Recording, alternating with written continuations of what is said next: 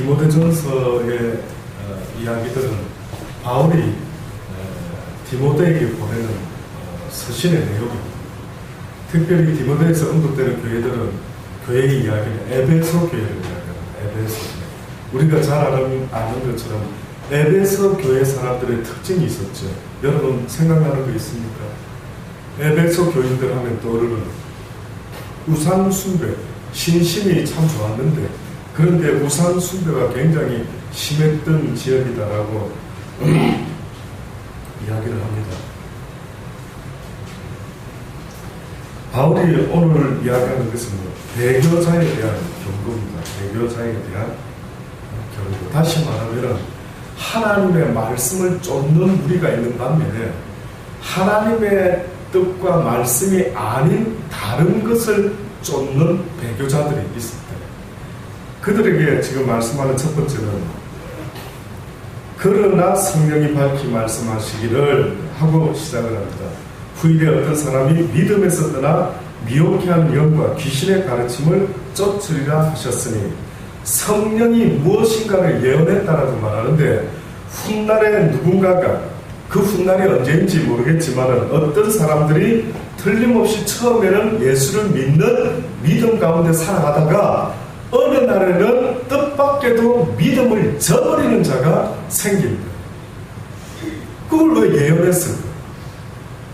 그걸 왜 예언했을까? 뭐가 그게 대단하고 어떤 의미로 도대체 너희 믿는 자들아 정신 차리고 있거라. 언젠가 너희들 가운데 필히 베드로가 예수 그리스도를 3번이나 부인했던 것처럼 너희들 가운데도 언젠가 배교하는 자들이 일어나게 될 것이다라고 이걸 예언을 한 겁니다. 누가? 성령께서. 자, 그런데 그러나 성령이 밝히 말씀하신 그러나 그 앞에 뭐라고 지난 시간에 우리가 배웠습니까? 크도다. 무엇의 비밀이요? 경건의 비밀이요. 성경에서 말하는 경건의 비밀이 뭐라 했습니까? 성경에서 말하는 비밀, 놀라운 아주 신비스러운 이야기, 무엇에 대한 이야기입니까? 예수 그리스도. 성경에서 말하는 와우 경건의 비밀이여 크도다 한 것은 바로 예수 그리스도가 성경에서 말하는 전체적인 비밀의 주인공입니다. 이분을 알아야 된다 그랬죠. 지난 시간에 대통령을 잘 아는 거 생김새 아주머니 같은데 그러나 저가 어떤 분이길래 그를 알고 싶어하는 것처럼 지금 성경이 우리에게 알려주고 싶어하는 어떠한 비밀이 있는데 이제 그 비밀을 오픈하고 싶은데 그 비밀의 주인공이 누구라고 말하고 있느냐면 바로 예수 그리스도를 제발 알아라. 제발요. 제발 여러분의 은사나 여러분의 능력이 무엇인지 모르지만 제발 예수 그리스도를 전하는 일에 쓰임받게 되기를 주의 이름으로 축원합니다. 예수 그리스도를 전해야 됩니다. 저 용어에 대해서는 궁금해하지 마십시오. 제가 원래 구경하는 거 별로 안 좋아합니다. 뭐 타고난 건지 하나님의 은혜인지 모르겠는데 저는 구경할 바에 어디 가서 푹 쉬고 좀 누워있다 오는 게 저한테는 오랜 습관 중에 하나인데 또 취미생활이기도 하고 누님네가 아마 저를 한번 결혼한 이후로 형제지간에 어디 같이 다녀본 일이 한 번도 없었습니다. 그래서 아마 혹시 또 저랑 헤어지게 되면 언제 또 그런 기회가 있을까 싶었는지 물어보지도 않고 날짜를 잡아가지고 통보를 해왔더라고요. 그래서 그냥 순종하는 마음으로 갔었습니다.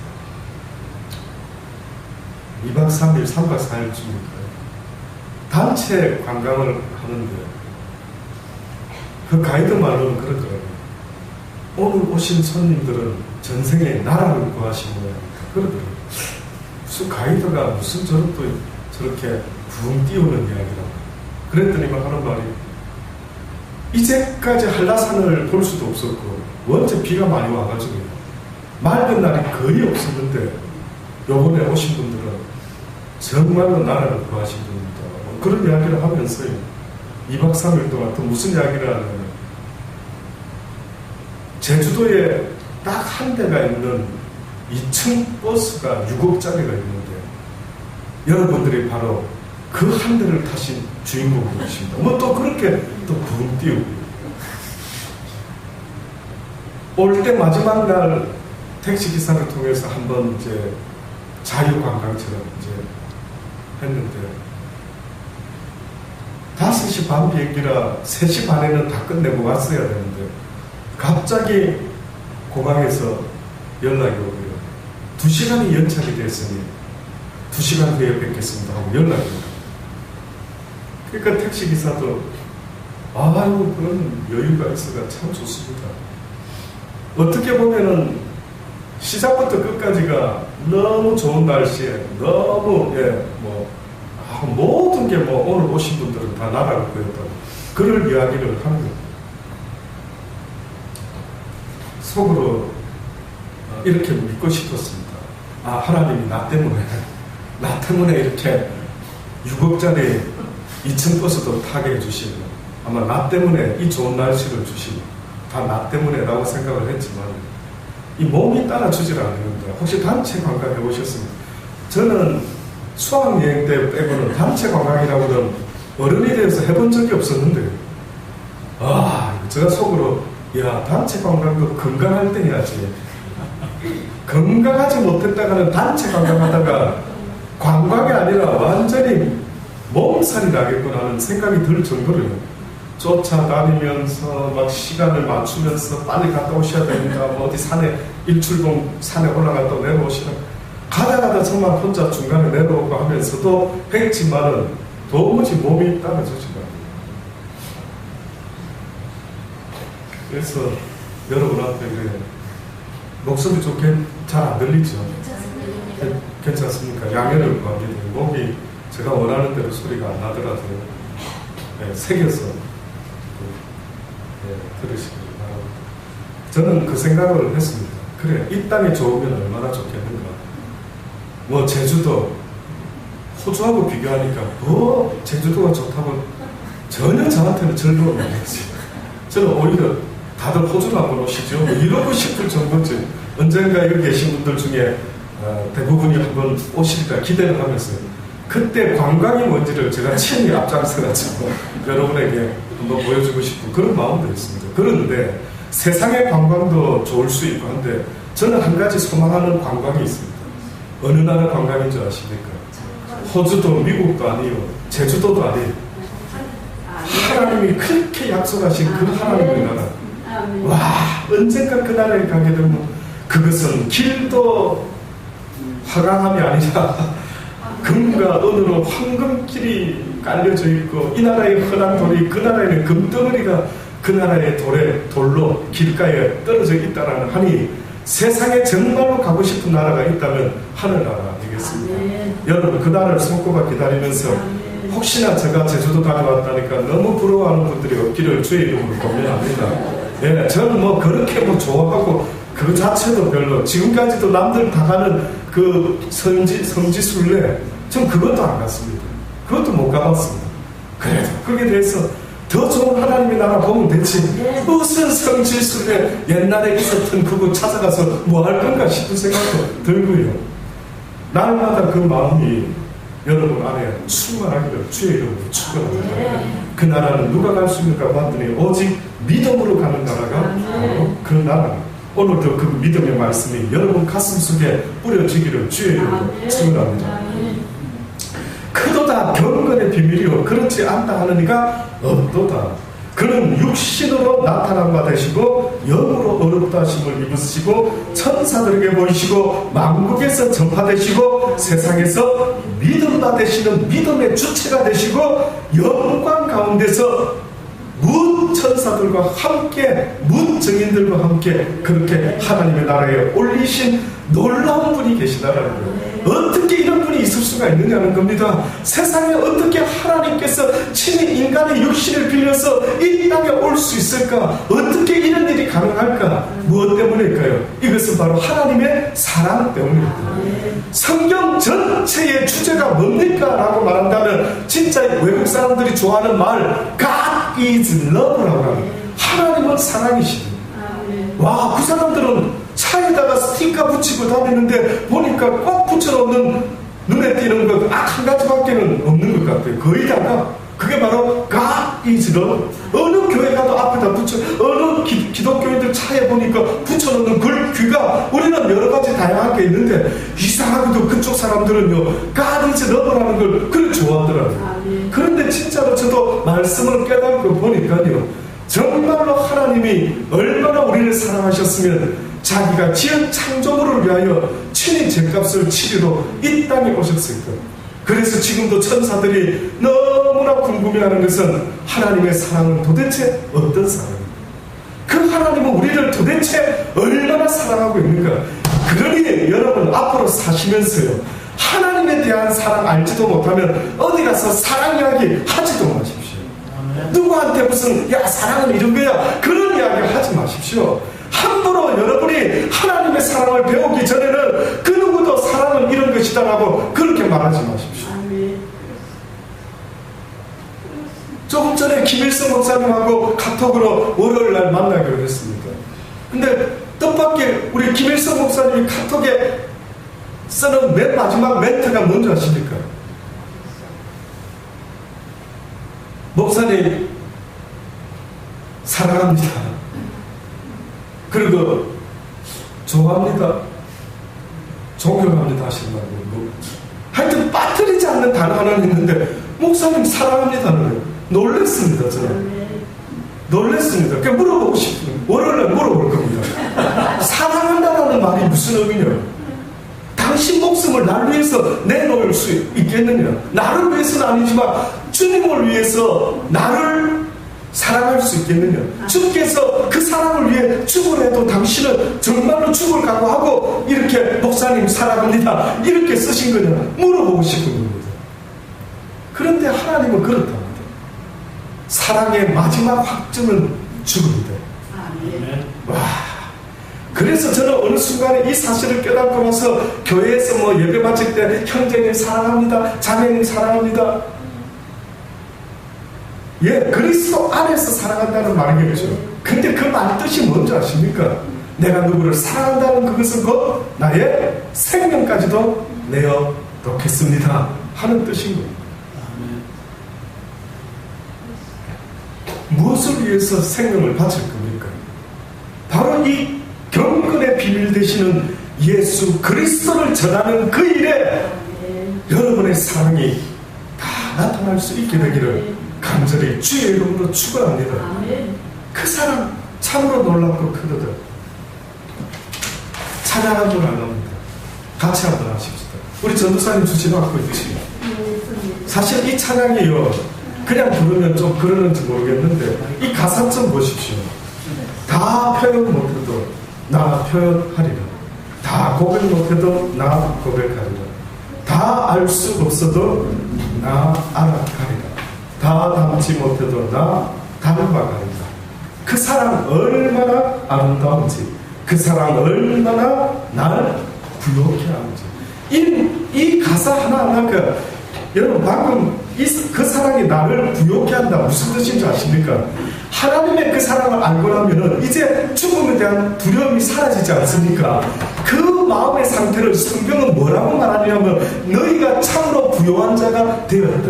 이제는 너희가 죽음도 두려워하지 않고 아주 쩔쩔매는 삶이 아니라 부자가 가난을 모르고 그저 당당하게 살아가는 것처럼 너희의 삶 가운데 예수 그리스도의 하나님의 그 사랑을 이제 깨닫고 알게 되었다고 한다면은 너희는 세상에서 참으로 부요한 자가 되었다라고 지금 그렇게 말. 돈이 많으면 부유한 것이 아니더란 말입니다. 건강하고 힘이 세면 부유한 것이 아니고 성경에서 우리에게 부유한 자라는 것은 바로 너희가 하나님의 그 사랑을 이제는 깨달았으니 누가 하나님의 사랑에서 너희를 끊을 자가 있을까? 어떤 기근이나 가난함도 어떠한 두려움도 어떠한 핍박도 너희를 하나님의 사랑에서 끊을 자가 없다는 말은 이 부유한 사람을 하나님이 이야기를 합니다.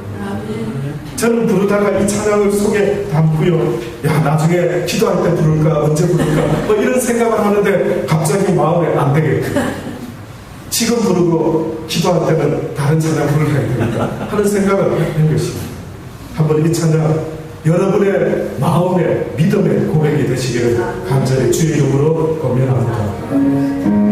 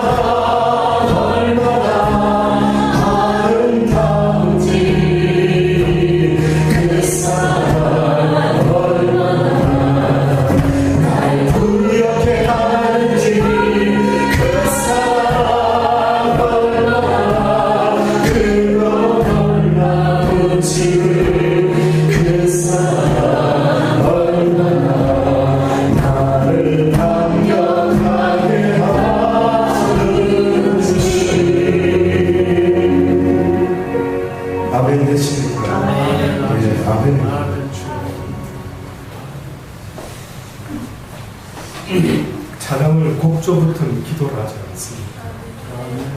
가끔 세상 사람들은 사랑하는 사람에게 자신의 세레나데를 부르면서 창밖에 있는 여인을 향해서 그 여인의 집을 찾아가서 그 세레나데를 부르면서 사랑을 고백. 저는 여러분이 하나님께 찬양할 때마다 주여 당신의 사랑을 그 예수 그리스도를 나에게 알려주셨으니 이제 당신이 나를 얼마나 사랑하는지 당신의 진심을 보았으니 이제는 내가 당신을 사랑하기를 원합니다. 이제 그 사랑에 응답하기를 아버지여 간절히 원합니다. 그래서 저는 여러분이 찬양할 때마다 그냥 예배전에 부르는 찬양이 아니라 주님께 드려지는 세레나데가 될 수 있기를 바랍니다. 오직 우리의 사랑의 세레나데를 받으실 수 있는 유일한 분이 있다면 저는 하나님인 줄 믿습니다. 죄송하지만 저의 아내도 아니요, 미안하지만 그 누구도 아니요, 오직 나의 영혼의 세레나데를 듣기에 합당하신 분, 당신은 들으시기에 합당합니다. 나를 위해 당신의 생명 바치는 것을 내가 이제는 믿음으로 보고 들었으니 당신만이 내 생명의 세레나데를 듣기에 합당하신 분, 그 누구에도 부르시지 말기를 오직 애껴뒀다가 오직 여러분을 그렇게 사랑하신 그분에게만 돌려드릴 수 있게 되기를 간절히 주의 이름으로 축원합니다. 그렇습니다. 성령이 밝히 말씀하시기를 후일에 어떤 사람들이 이렇게 하나님을 찬양하며 살아야 될 인생들이 어느 날 믿음에서 떠나 미혹해 하는 영과 귀신의 가르침을 쫓게 될 것이라고 경고를 하고 있습니다. 자기 양심이 화인을 맞아서 외식함으로 거짓말하는 자들이라. 혼인을 금하고 식물을 폐하라 할 테니나 식물은 하나님이 지으신 바를 믿는 자들과 진리를 아는 자들이 감사함으로 받을 것입니다. 하나님이 지으신 모든 것이 사람의 감사함으로 받게 된다면 또한 버릴 것이 없느니라. 오직 너희가 식물을 더러운 걸 먹지 않으므로 너희가 거룩하고 깨끗해지는 자들이 아니다. 그것으로 될 수가 없다. 오직 무엇으로? 하나님의 말씀과 기도로 거룩하여 집니다. 그 시대에 안타깝게도 많은 사람들이 자기들이 어떻게 거룩한 삶을 살 것인가 생각했을 때 하나님의 율법의 말씀을 지키면은 그들이 거룩한 의인이 될 줄로 알고 부지런히 율법의 목숨을 걸다가 못해서 이제는 그들이 장로의 유전을 만들고 탈무드를 만들고 온갖 유대인들의 법칙과 그런 강령들을 만들어냈는데 그것을 지키려고 애를 썼던, 어마어마하게 애를 썼던 무리들 중에 한때는 예를 들어 돼지고기 먹지 말아라, 발굽이 갈라져 있지만 그들이 되새김질 못하니 먹지 말아라, 철저하게 지켜보려고 애를 썼던 그들이 나중에는요 어느 정도로까지 나아갔느냐면은 고기는 먹지 말아라. 고기, 식물은 괜찮아도 고기들은 먹지 말아라. 그러나 하나님 기뻐하지 않는다. 뭐 이런 분위기까지 흘러가게 돼요. 그래서 그 채식주의자들이 처음에 나타나더니만 이들이 나중에는 영지주의, 쉽게 말하면 신비주의, 좀 다시 말하면은 육체는 더럽다, 그러니까 육체의 어떤 것 가지고는 안 된다라고 하면서 아마 뭐라고까지 말을 했느냐면 혼인을 금하고 식물을 폐하라라고 어떤 이들이 말하게 될 것이다.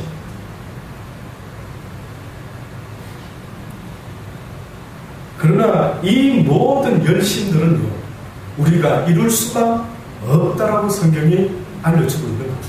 그러니 율법의 모든 것들, 무엇을 먹으라, 무엇을 먹지 말아라, 성경의 목사님 그렇게 다 써놨는데요, 그 비늘 없는 물고기 먹지 말아야 되고 돼지도 먹지 말아야 되고. 저는 옛날에 믿음이 자라지 못했을 때 이 돼지고기 먹지 말라는 말 때문에 정말로 시험 들 뻔했습니다. 김치찌개를 돼지고기 넣지 않은 건 제가 잘 안 먹거든요.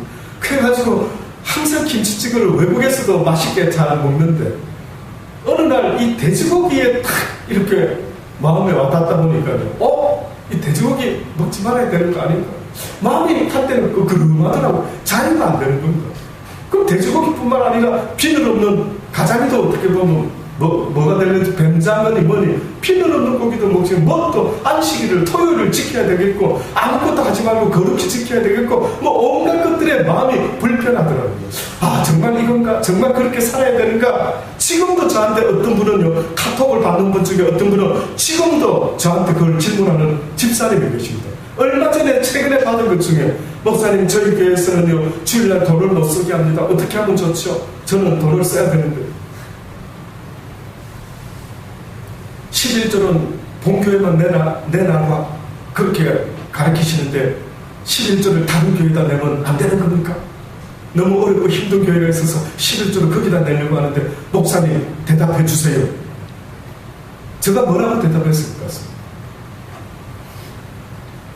지금도 어느 교회에서는 주일날 돈을 못 쓰게 하더라고요. 그럼 차도 없고 버스 타야 되는데 어떻게 합니까? 그러면 교회 올 때 버스 타고 오는 분들은 매주 오지 마시고 딴 데 찾아서 오십시오. 뭐 이렇게 제대로 안내를 해주든가. 그래 아마 우리 때도 그런 것처럼 그 시대에도 누군가가 무슨 설교를 하는 모양이죠. 무슨 복음을 전한 모양이죠. 하나님이 이걸 기뻐합니다 하는데 들어보니까 혼인을 하지 말아요. 시집 장가를 가지 말아요. 간분들 얼마나 부담스럽겠어요. 바울이 뭐라고 고민합니까? 바울이 나와 같이 혼자 독신으로 있는 것도 괜찮다. 그런데 이것은 무조건 지켜야 될 사항이 아니라 뭐라고요? 은사다. 은사. 독신의 은사가 있는 사람은 나와 같이 혼자 지내는 것도 강한 것 같아. 그러나 도무지 그러고 싶지 않으면 얼마든지 결혼해라. 바울은 분명히 설교를 그랬는데 그때 누가 지금 그런 설교를 했는지 모르지만 혼인을 못하게 하고 식물을 먹지 못하게 했다. 특히 고기를 못 먹게 했다. 하나님이 지으신 모든 것이 선함에 감사함으로 받으면 어떻다고요? 버릴 것이 없다.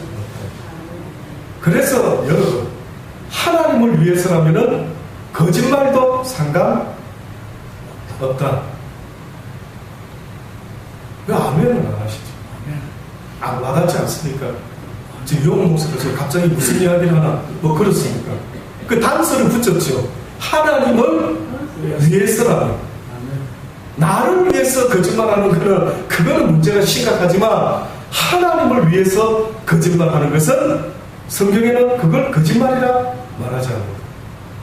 그래서 우리가 잘 아는 라합 여인 꼭 이걸 저한테 물어본 사람이 있었기 때문에 제가 지금 이 말을 드리는 겁니다.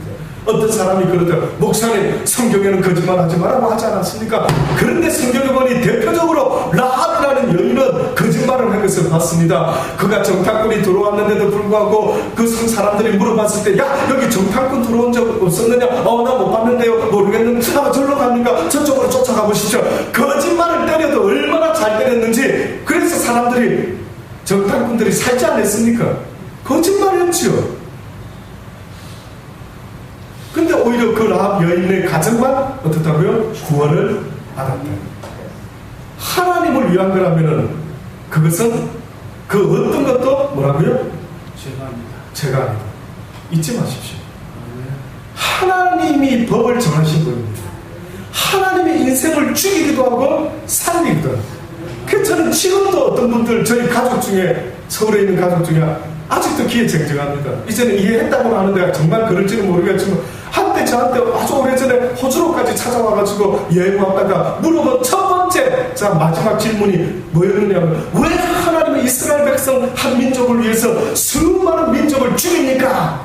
나는 그런 하나님이 왠지 무섭고 두렵고 떨려서 믿겨지지가 않습니다. 저만 받은 질문이니까요. 혹시 여러분을 살려서 누가 그런 질문 하신 분들이 없었는지. 그들은 그 전능자를 잘 모르고 하는 거예요. 그 전능자가 하고자 하는 모든 일은 다 선이랍니다. 내 수준에서는 안 믿기죠. 그래서 성경은 뭐라고 말합니까? 하나님의 나라, 하나님의 말씀은 오직 믿음으로만 볼 수 있고 오직 믿음으로만 믿을 수 있다니 너희가 믿음으로 말미암아 믿음에 이르게 되는 일. 그래서 그 믿음이 아무나의 것이 아니라고 하는 그 믿음은 바로 첫 번째 그 믿음을 말하는 거예요. 성경을 읽어보세요. 믿음이 은사 속에도 있고 또 믿음은 아무나의 것이다 아니라 할 때에 그 믿음의 의미는요, 하나님을 처음에 믿어져야만이 말씀을 배울 수 있고 말씀이 와닿을 수 있고, 그래서 언젠가 믿음에 이르게 될 수 있기 때문에 누구는 믿어지는데 누구는 믿어지지 않습니다는 그것이 바로 하나님의 은혜다. 그 믿음을 이야기합니다.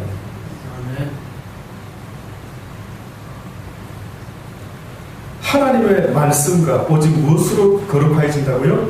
기도 외에는 결단코 이 땅의 그 어떤 것으로도 우리가 거룩함을 받을 수가 없다. 율법 가지고는 안 된다.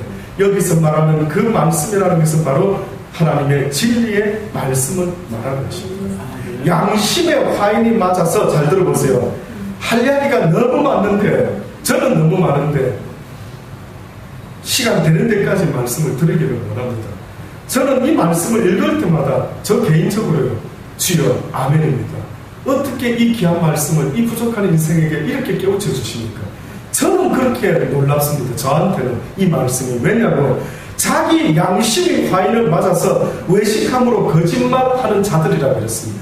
여기 양심이 화인 맞은 이 사람들은 어떻게 하다가 양심에 화인이 맞았나 보니까, 여러분 화인을 찍는다 할 때 우리 흔히 소나 돼지한테 목장 주인이 인을 치지요. 그 뜻입니다. 여기 양심에 누군가가 화인을 찍어버렸는데 이게 상처가 아물면 그 주변에 감각이 죽어버립니다. 감각이 없어져요. 이제는 그 화인 맞은 자리가요, 무감각해가지고 내가 이게 언제 화인 맞았나 안 맞았나 감각이 다 죽어버립니다.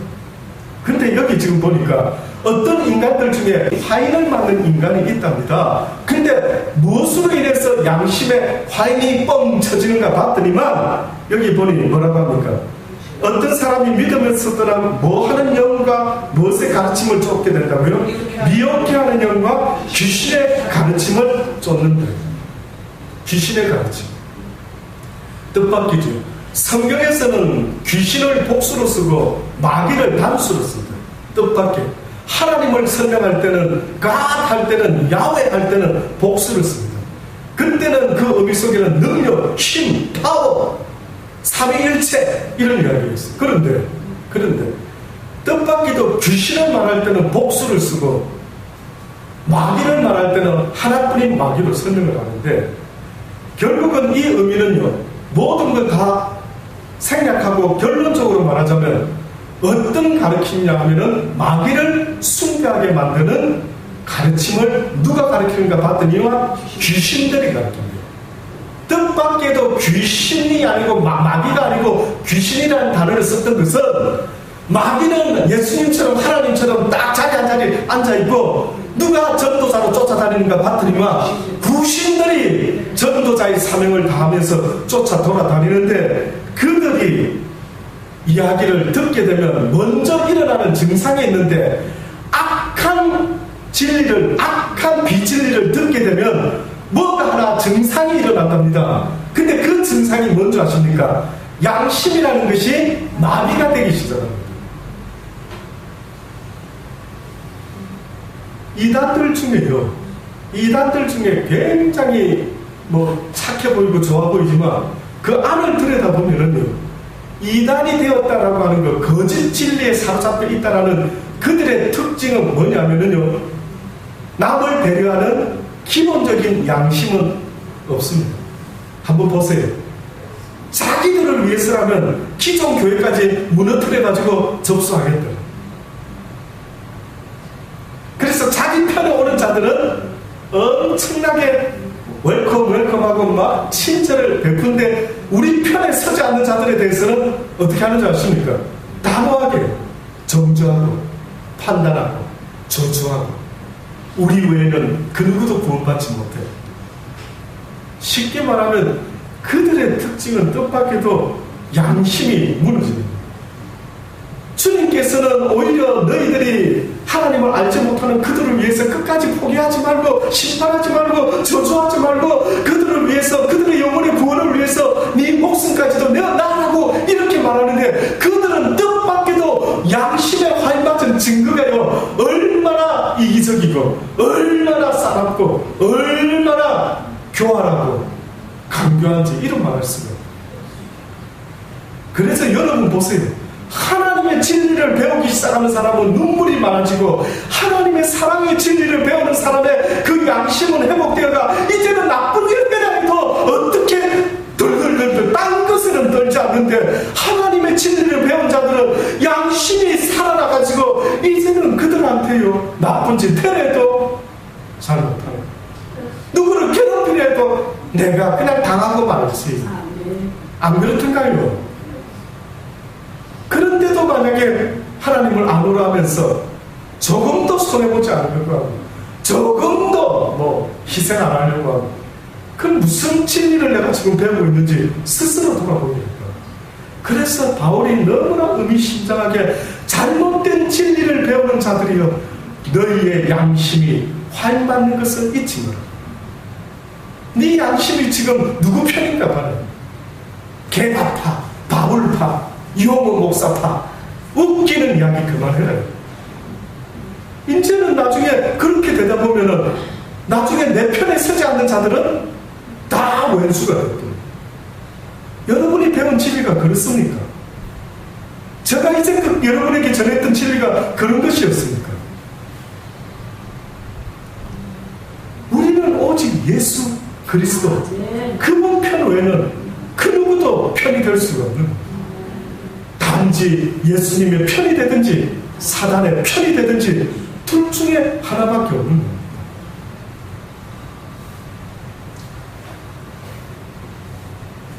심지어 에베소 4장 17절에 이 양심 부분을 뭐라고 바울은 에베소 4장 17절로부터 이렇게 말합니다. 그러므로 내가 이것을 말하고 주 안에서 증거하노니 이제부터는 이방인이 그 마음에 험한 것으로 행한 같이 너희는 행하지 마라.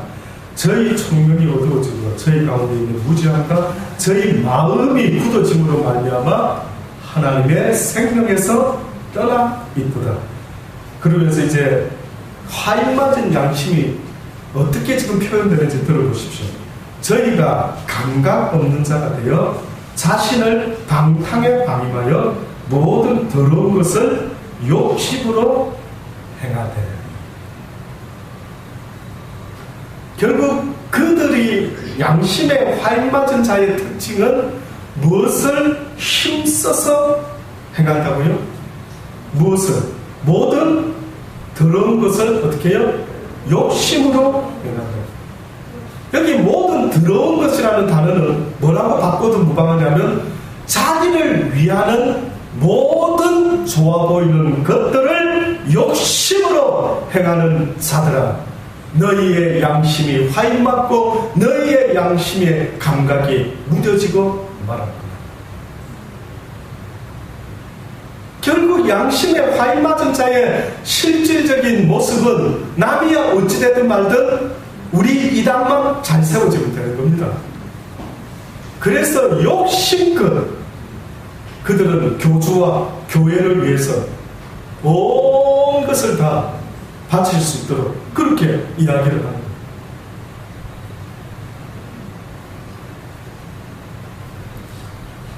오직 너희는 그리스도를 이같이 배우지 아니하느니라. 진리가 예수 안에 있는 것 같이 너희가 과연 그에게서 듣고 또한 그 안에서 가르침을 받았을진데 너희는 제발 유혹에 욕심을 따라 썩어져가는 구습을 쫓는 옛사람을 어떻게 해요? 벗어버리라. 다시 말하면 너희의 육신을 위해서 욕심껏 노력하면서 살아가는 그 삶을 멈추어라. 옛사람을 벗어버리라는 이 말의 의미가 너희가 지금도 네 자신을 위해서 무엇인가를 욕심내고 있는 것이 있다면 어떻게 하라는 겁니까? 다 멈춰라. 제발 이제는 멈춰라. 그래서 바울이 우리가 너무나 잘 아는 그 말씀을 했던 겁니다. 무슨 이야기를 바울이 했습니까? 갈라디아 5장의 22절로부터 보면 오직 성령의 열매는 사랑과 희락과 화평과 오래 참음과 자비와 양선과 충성이다. 결단코 육신을 위하는 어떤 눈에 보이는 것이 성령의 열매, 성령이 말하는 축복일 수가 없다고 말합니다. 제발 속지 마세요. 여러분에게 주어져 있는 시간이 얼마가 있는지 모르지만 제발 속지 않기를 바랍니다. 하나님은 지금도 이 진리를 우리에게 가르쳐 주기를 원하는데 너무나 세상에 미혹해하는 바울이 걱정했던 것처럼 우리 시대에도 제가 봤을 때도 얼마나 많은 사람들이 진리가 아닌 비진리에 쏟아가지고 복복복 하니까 세상에 눈에 보이는 어떤 게 복인 줄 아는데 성령이 주고자 원하는 복은 보니까 그 열매가 뭐라고요? 첫 번째가 사랑, 희락, 화평, 오래 참음, 자비, 양선, 충성, 온유, 절제 이 같은 것을 금지한 세상에 어떤 법도 없다. 그러면서 뭐라고 말합니까? 바울이 너무나 멋진 말 가슴에 새겨놓으시기 바랍니다. 그리스도 예수의 사람들은 물된 동산에 참석하고 있는 모든 이 땅의 하나님의 사람들은 육체와 함께 그 정과 무엇이? 욕심을 십자가에 못 박아냅니다. 아멘? 육신은 죽고 뭐만 성령이 살아난다고요? 성령의 열매만이 살아나는. 그 육신의 욕심을 갖다가 어떤 분이 제가 이야기를 언젠가 했더니만 어머나 이 말 뜻이 그거였습니까? 그러신 분 있죠? 나는 이 정이 그 정인지 몰랐습니다. 아마 그분은 잘은 모르겠는데 곡괭이 치는 정인 줄 알았는지 막 십자가에 못 박을 때 막 그 로마 병사가 썼던 혹시 그 정이 아니고요. 지금 바울이 말하는 예수님과 함께 내가 십자가에 못 박혀서 그때 나는 이미 죽은 인생입니다 라고 하는 그 말은 이제는 내가 이 세상을 살 때에 가장 인간들이 행하고 있는 아주 삶의 이유, 너 왜 사니? 너 왜 살아? 라고 물어본다면 정 때문에. 너 왜 사니? 너 왜 챙겨서 먹니? 그래도 먹고 살아야지. 자신을 위한 정과 자신을 위한 이기적인 사랑이 아닌 욕심. 그래서 성경에는 나를 위해서 살아가는 자들의 모습을 사랑이 참 많네요. 당신은 당신을 참 사랑하시네요. 이렇게 말할 수 있을지 모르지만 성경은 그걸 사랑이라 말하지 않고 욕심이 참 많으시네요. 참으로 이기심이 많으시네요. 그래서 여러분, 하나님을 사랑할 때 마음과 목숨과 힘과 뜻을 다해 사랑하는데 내 이웃 사랑할 때는 뭐까지 사랑이라고요? 그럼 제가 오늘 물어볼게요. 처음으로 물어봅니다. 좋은 비유일까요? 나쁜 비유일까요? 예, 좋은 뜻으로 쓰긴 썼죠. 근데 이 비유 자체가 좋은 의미일까요? 나쁜 뭔가 좀 꼭 꼬집는 의미가 있는 걸까요? 쉽게 말하면 자기 사랑하듯이 자기를 사랑하면 된다, 안 된다? 안 된다. 그런데 예수님이 니를 그래 끔찍이 아끼나 이놈들아. 그러면 니를 아끼듯이 오히려 나는 네 이웃을 그렇게 좀 사랑하지 이렇게 말해요.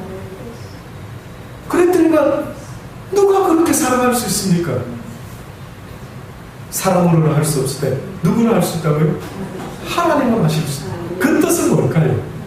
네 생각과 네 습관으로는 할 수 없지만 무엇으로는 가능하다. 주의 진리의 말씀을 네가 가슴에 품을 수만 있다면, 내 말이 네 안에 거하고 네가 내 말 안에 거할 수만 있다면 네가 무엇이든지 구하라. 그리하면 능치 못할 일이 없으리라. 결국은 목사님 저는 그렇게 목사님 말씀처럼 살지 못해요. 이 말은 결국 하나님의 진리의 말씀이 내 가슴에 품어져 있지가 않다라. 자기 입으로 증거하고 있는 거예요. 나는 그래 못 살아요. 이 말은 나는 하나님의 말씀을 내 삶에 아주 따라야 될 진리의 말씀으로, 목숨 걸어야 될 말씀으로까지는 생각하지 않습니다. 아니 살아야지요. 뭐 주를 위해 죽어야 됩니까? 나는 거기까지는 못하겠습니다. 이것 때문에 지금도 수많은 사람들이요, 교회는 열심히 다니고 있지만 여러분의 자신에게 물어보세요. 내가 그리스도를 위하여 과연 이렇게 정과 욕심을 십자가에 못 박고 이제 그런즉 내가 살아 죽으라, 이제 그런즉 내가 돈을 벌어 명예를 얻으라, 오직 그리스도를 위함인지 정말로 나를 위함인지 스스로 물어보시기 바랍니다.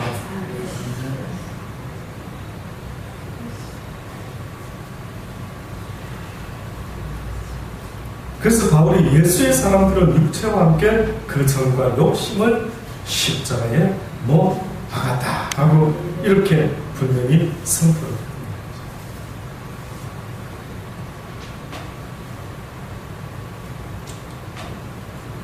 마가복음 10장 23절로부터의 말씀을 보면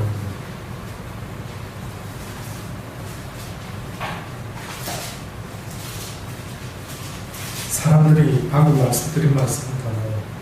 사람들이 자신의 힘과 의지로 율법을 지켜보려고 시도를 오랜 세월 했지만 그 누구도 자기 힘으로 할 수 있는 것이 없다라는 결론 외에는 아무것도 없는 것입니다.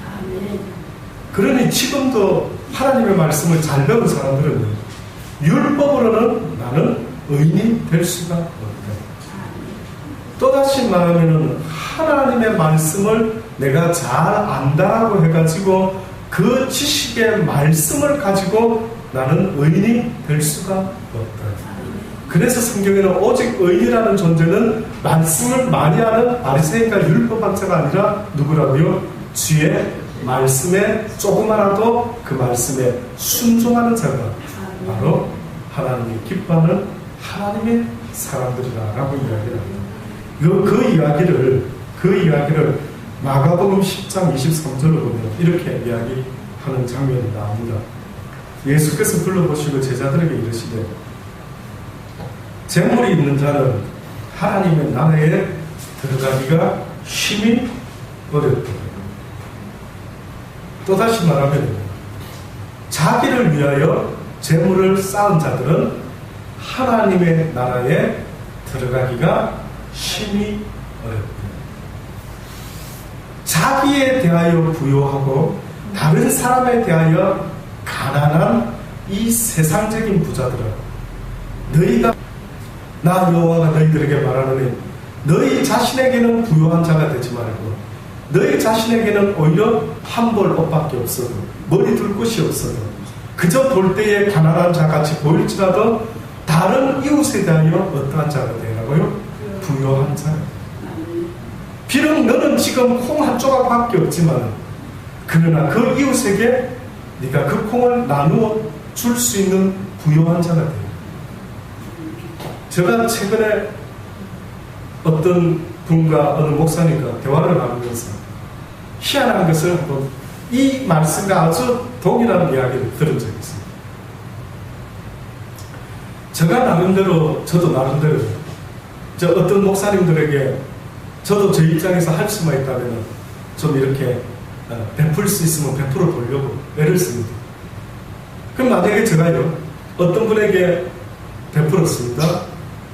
근데 그 베품을 받은 어느 목사님이 저 이용호 목사는 나보다 경제적으로 여유가 있는 모양이다. 그러니까 저렇게 할 수 있겠지.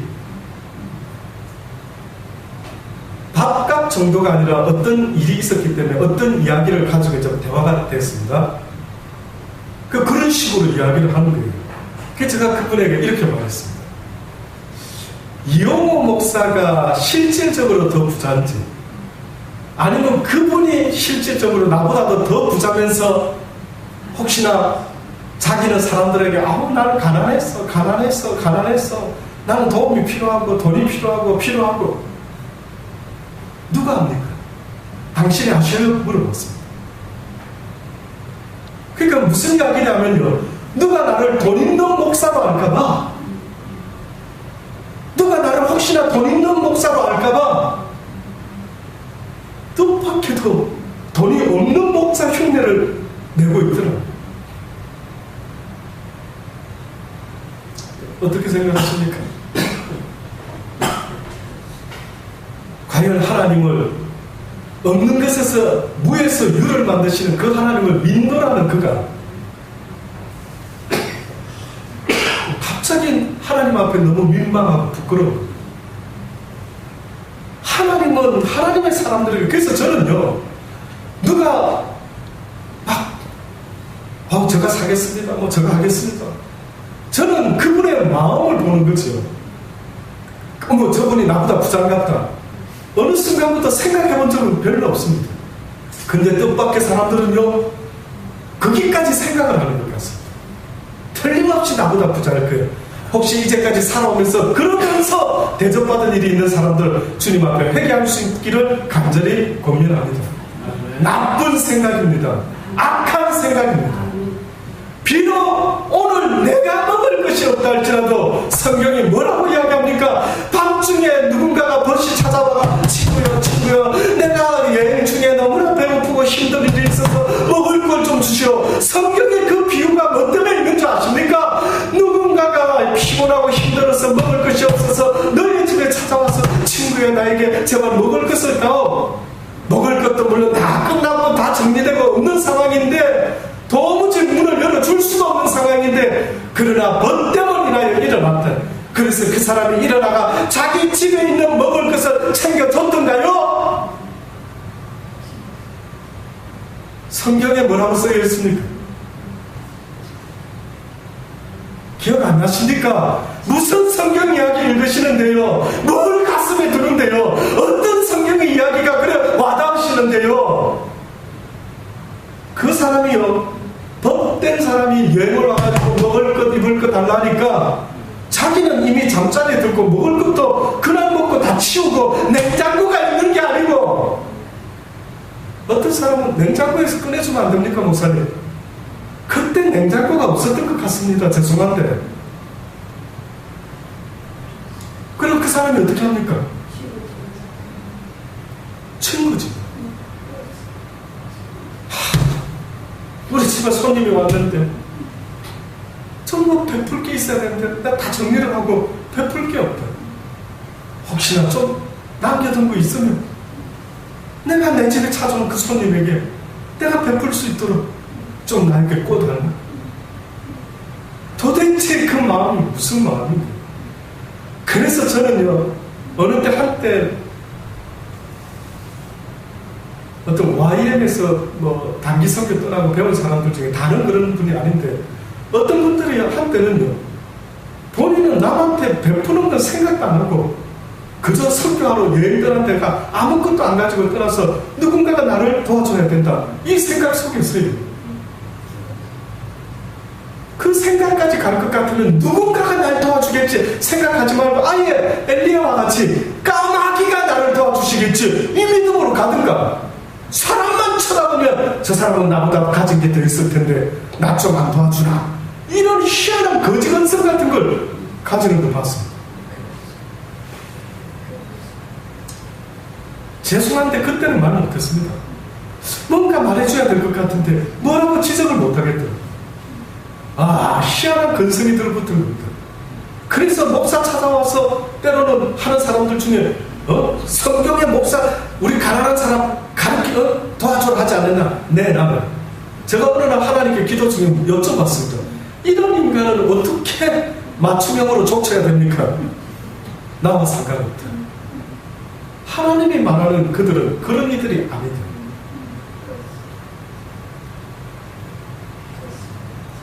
저와 여러분은 누가 나 안 도와주나 이걸 기대하고 살아갈 인생들이 아니라 없는 것에서부터 있는 것을 만드시는 하나님을 믿을 수 있는 믿음을 가지기를 주의 이름으로 권면합니다. 그 하나님이 여러분의 하나님이다. 없는 목숨도 살려내는 분이 여러분의 하나님, 나의 하나님. 아버지여, 내가 이제까지 살아오면서 무능한 자의 모습에 믿음으로 살았다면 용서하여 주옵소서. 이제는 담대하게 외치게 하여 주옵소서. 이제는 거지같이 살지 말고 이제는 오늘 먹다가 끝이 나더라도 그렇지 마세요, 제발요. 듣는 하나님이 얼마나 불편해하시는 줄 아십니까? 이거는 저의 생각이 아닙니다. 그 전능자가 미련했던 저를 깨우쳐 주시려고요.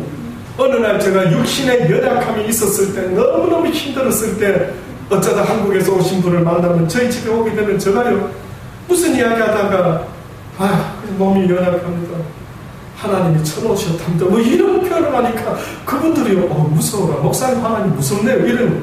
근데 나중에 하나님이 깨닫게 하시는데, 너희들은 네 육신의 부모가 부족해도 네 육신의 부모를 커버하려고 예, 우리 모친은 뭐 어떤 분이시고 우리 아버님은 한때 이런 분이셨죠. 뭔가 부족한 허물을 사랑하는 가족들은 좀 감싸주려고 덮어주려고 너는 그렇게 애를 쓰면서 너는 왜 거기다 대고 내 욕하냐. 그래, 아따 네가 믿는 아버지 하나님 무섭다 그래. 그래서 그가 그렇게 생각하면 좋겠네요. 순간 한 방 얻어맞아. 아, 죄송합니다. 내가 아버지가 비록 나를 이렇게 연약하게 뭘 하셨다 할지라도 가시를 주셨다 할지라도 어떤 사람이든 앞에서 아, 저 괜찮습니다. 저에게 하나님의 은혜가 참으로 넘치나이다. 뭐 이렇게 말했어야 되는데 그때는 그런 믿음이 안 되니까요. 저도 모르게 입만 뻥끗하면 나왔던 이야기가 그저 하나님이 살아계시다면 나한테 이럴 수는 없지. 뭐 이런 식의 표현들을 깨우쳐 주시는 사랑하는 여러분, 결단코 그렇지 않습니다. 아멘. 사람들 앞에서는 그렇게 하면 안 됩니다. 아멘. 우리 가족끼리나 혹시 그렇게 우리의 어려움과 힘듦을 서로 언론하더라도 다른 사람들 앞에서 하는 것은 더 중요합니다. 그래서 주님이 뭐랍니까? 네가 사람들 앞에서 나를 신했으니 이건 차이가 엄청나게 있는 겁니다. 네가 혼자서 아버지 속상해요. 욥의 특징이 뭔지 아십니까? 욥을 욥기서를 읽어보면 욥은 친구들 앞에서는 하나님을 원망하고 불평하는 적이 한 말도 나오지 않습니다. 그런데 뜻밖에도 하나님하고 있을 때는 뭐라는 줄 아십니까? 어찌하여 나를 낳으셨냐? 내가 빨리 죽어버렸어도 또 태중에서 죽어도 가겠는데 왜 내가 살아서 나왔습니까? 왜 내가 부모의 젖을 빨게 했습니까? 왜? 하나님께는 무한히 퍼부었지만은 그가 친구들 앞에서 외치는 소리를 들어보십시오. 그래서 욥을 소개할 때 1장에 뭐라고 말합니까? 그 와이프가 욥에게 당신이 믿는 하나님을 저주하고 죽으라 이렇게 했을 때 욥이 뭐라고 합니까? 그가 입술로 범죄치 않는데 뭐라고 말했다고요? 그대가 하는 말은 어리석은 여자가 하는 말과 같소. 절대 하나님을 그렇게 말해서는 안 돼요. 당신이 아무리 힘들어도 그렇게 내 앞에서 대놓고 하나님을 저주하고 죽으라고 이렇게 말하면 안 됩니다. 여러분, 사람들은 여러분을 쳐다보면서 저 사람 교회 다니는 사람, 저 사람 하나님 믿는다는 사람, 저 사람 능력의 전능자를 여호와를 믿는 저들은 어떤 자일까 궁금해합니다. 그런데 여러분의 말과 저의 말이 혹 믿지 않고 믿음이 약한 형제들 앞에서 내가 어떤 표현을 쓰느냐면 때로는 네가 나를 그렇게 알았더니 네가 말했으니 네가 평생 가난하게 내가 만들어주리라. 나는 너를 가난하게 만들 생각이 없었는데 네가 늘 입술로 나는 가난하니까 나는 도움받아야 되니까 네가 입버릇처럼 네 말에 두었으니 내가 네 고백대로 그 말의 능력대로 올무를 씌워주리라. 그래서 무서운, 그래서 같은 말을 해도 그 세상적인 어떻게 보면 악한 말을, 그래서 제가 최근에 그 대화가 또 나왔길래 그래 언제 또 보겠나 싶어가지고 이야기했지. 누가 부자인 줄 아십니까? 당신이 말하는 부자 목사는 누군 것 같습니다. 가만히 듣더라. 절대 그런 말 하셔서 안 된다. 누가 부자인지는 모르지만 그 마음을 나눌 수 있는 그가 부자인 거예요. 그래서 과부가 돈의 돈을 아버지 경금했더니만 주님이 뭐라고 하셨습니까? 그는 그의 재산 전 생활비를 다 나에게 바쳤다. 그 말씀의 의미가 무엇인지를 꼭 잊지 마시고, 그래서 부자 이야기를 하시는 주님이 뭐라고 예수께서 다시 대답할까? 얘들아, 하나님 나라에 들어가기가 어떻게 어려운지 약대가 바늘 길어 나가는 것이 부자가 하나님의 나라에 들어가는 것보다 쉽다. 부자는 못 간다. 자기를 위하는 부자들, 그런 식으로 말하는 자들, 결단코 그들은 하나님의 나라에 갈 수가 없을 것이다. 예수께서 저희를 보시면가 사람으로는 할 수 없으되 하나님으로는 그렇지 아니하다. 네가 지금 당장 콩 한 조각만 있을지라도 엘리야에게 엘리사에게 대접했던 그 수렙 여인과 같이 뭐라고요? 내가 이거 먹고 죽어버리려고 했는데 하나님의 종이여 당신이 내 나라 하시니 어떻게 한다고요? 기꺼이 없는 가운데 내어놓겠나이다 했을 때 그가 그 가뭄 가운데 죽지 아니하고 이상하게 퍼내면 또 차고. 그래서 크리스찬의 기독교인의 부자는 뭔지 아십니까? 쌓아놓는 부자가 아니라 퍼내야 채워지는 콩지의 항아리같이 퍼내면 또 줄어들지 않고. 그러니 여러분 같으면 어떻게 살겠습니까? 제가 만약에요 퍼내도 줄어들지 않는 통장이 하나 있다면 제가 어떻게 할 것 같습니까? 어머나 이거 나누지 말고 딱 붙잡고 있어야지. 자, 제가 한번 너무 어려운 질문 드려서 죄송한데 퍼내도 줄어들지 않는 통장을 갖고 있습니다. 여러분 완전히 대부자가 여러분한테 카드 하나를 딱 주면 산다는 말이 살면서 마음껏 쓰고 싶은 대로 쓰시오. 자, 이런 기가 막힌 통장을 받았어요. 그러면 여러분은 어떻게 하겠냐 이거죠. 마르지 않는 통장 꼭 쥐고 있을 겁니까? 포옹나게 기마에 안 쓸까요? 아마 그래도 기마에 못 쓰는 인간은 죽어서 나사로가 말했던 그 부잣집 앞 죽었던 그 부자하고 같이 한 동네에서 살지 않을까 싶습니다. 그런데도 다 죽어도 쓰지 못할 돈을 쟁여놓고도 지금도 수많은 부자들이요 그 돈을 가지고 죽을 때 가져가려는지 모르겠는데 가난한 이웃을 보고 어려운 자를 보고도 그들은 그걸 나눌 수가 없어요. 왜? 사단이가 그들의 가슴 속에 이 사랑이 나누는 법을 그들 자신의 의를 위해서는 쓰게 하는지 몰라도 진정 하나님의 영광을 위해서 나누는 부자는 이 땅에 예수 그리스도의 말씀을 아는 자 말고는 없거든요. 그러니까 주님은 우리에게 쓰라! 그러면 어떻게 한다? 채워주리라. 제발 그렇게 여러분은 날마다 퍼 쓰는데도 줄어들지 않는 놀라운 능력의 부자들이 다 되시기를 주의 이름으로 축원합니다. 축원합니다. 너무 그냥 주눅들어 사지 마십시오. 가난해도 좀 폼나게 사십시오. 제가 우리 한 집사님 누가 있지 않겠나 싶습니다. 다른 건 저 기억이 안 나는데 한 번은 커피를 사는데 믹서 커피를 사신 적이 있었어요. 근데 저는 믹서를 좋아하셔서 사셨나 봤더니 좋아하는 게 아니라 그냥 싸서 이렇게 사신다고 하는 그 말을 듣는데요. 그때 표현은 못했지만 저한테 상처가 됐어요. 아팠어요. 그래서 제가 그랬죠. 아메리카노 좋아하시는 분이 혹시 아끼신다고 믹서를 드시다니. 그래서 제가 올 때에 요번에 호수갔다 올 때 필터 이렇게 커피 필터 아메리카노 드실 수 있도록 그걸 꼭 사려고 했는데 자꾸 잊어먹었어요. 제가 그걸 꼭 필히 선물 하나 해드리고 가려고. 그래서 커피 빈을 같이 세트로 드리려고 결심을 하고 있습니다. 근데 그때 그 말을 듣는데 솔직히 마음이 아프더라고요. 저는 아팠습니다. 얼마나 힘드신가? 얼마나 힘드실까? 내가 상상도 못하는 만큼 혹시 그러실 수도 있는데 내가 너무 무관심했나? 내가 집사를 위해서 기도를 더 세게 안 했는가? 하나님이 함께하는 부자가 되게 해달라고 혹시 내가 기도를 못했나? 어쨌나? 저땠나? 이런저런 생각도 했어요.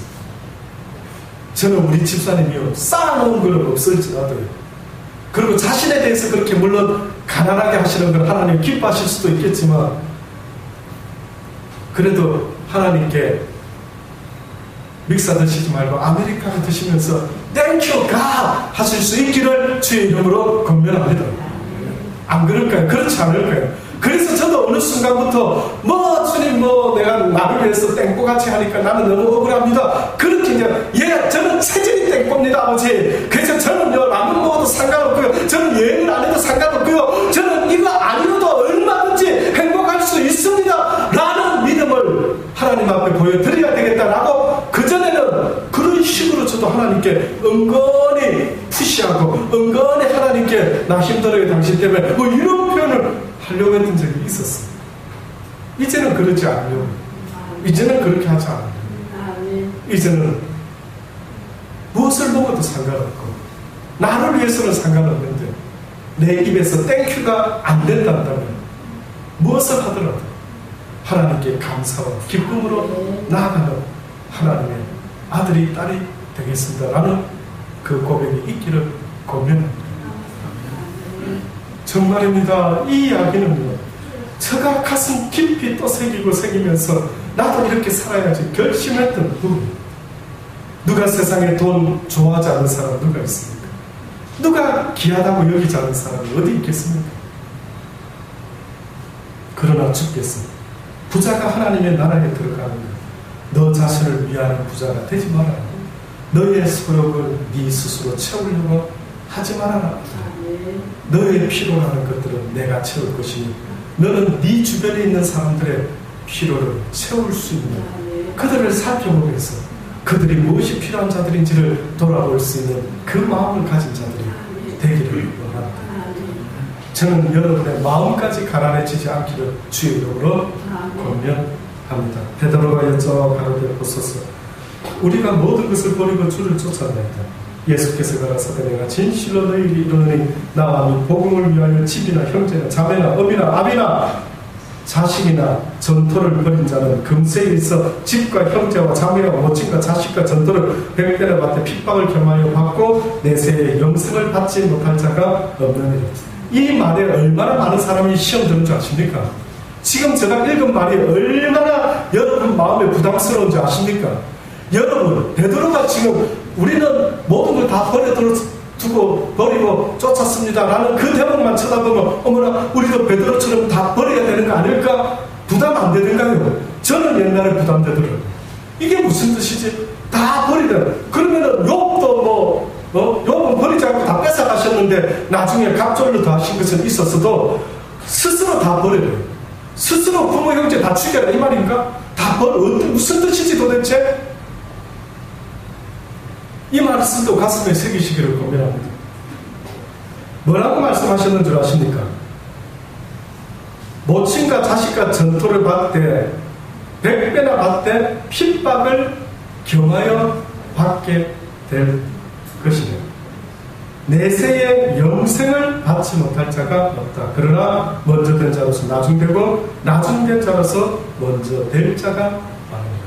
다시 말하면 이 이야기는 천국에서 갑절의 결과가 나타날 것인데, 그러면 너희가 이 땅에서 내가 버리라고 하는 이 의미가 뭔 줄 아느냐? 이게 바로 바울이 말하는 버리라고 권면하는 그 말의 의미는요, 너를 위해서 살지 말고 하나님과 내 이웃을 위하여 사는 자가 되어라.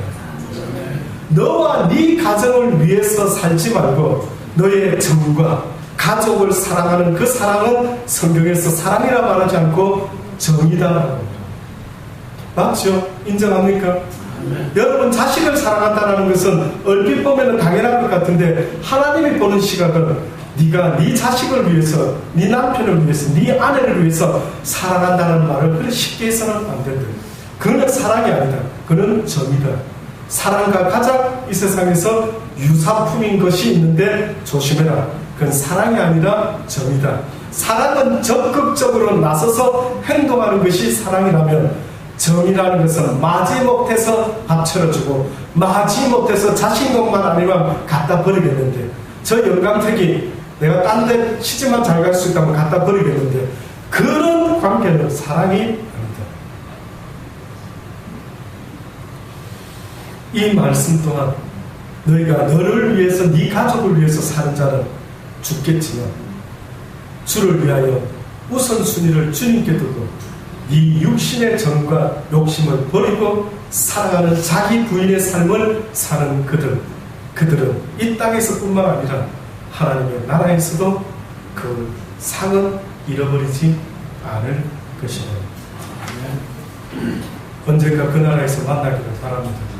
오늘 보고 내일 볼 수 있을지는 몰라도 오늘 이 밤이 저와 여러분의 마지막 밤이 된다 할지라도 그 나라에서 만나서 영원토록 주를 즐거워하며 찬양하며 도대체 그 하나님은 어떤 분이시기에 우리에게 이 땅에서부터 그 말씀을 알려주셨는지를 영원토록 감사할 수 있는 복된 결론이 우리에게 주어지기를 주의 이름으로 축원합니다. 기도하시겠습니다. 좋으신 아버지 하나님 감사합니다. 우리를 만나게 하신 하나님의 선하신 뜻이 온전히 이루어지기를 바랍니다. 하나님의 말씀을 들을 때마다 아멘으로 받게 하여 주옵소서. 사람의 소리도 듣지 말게 주옵소서.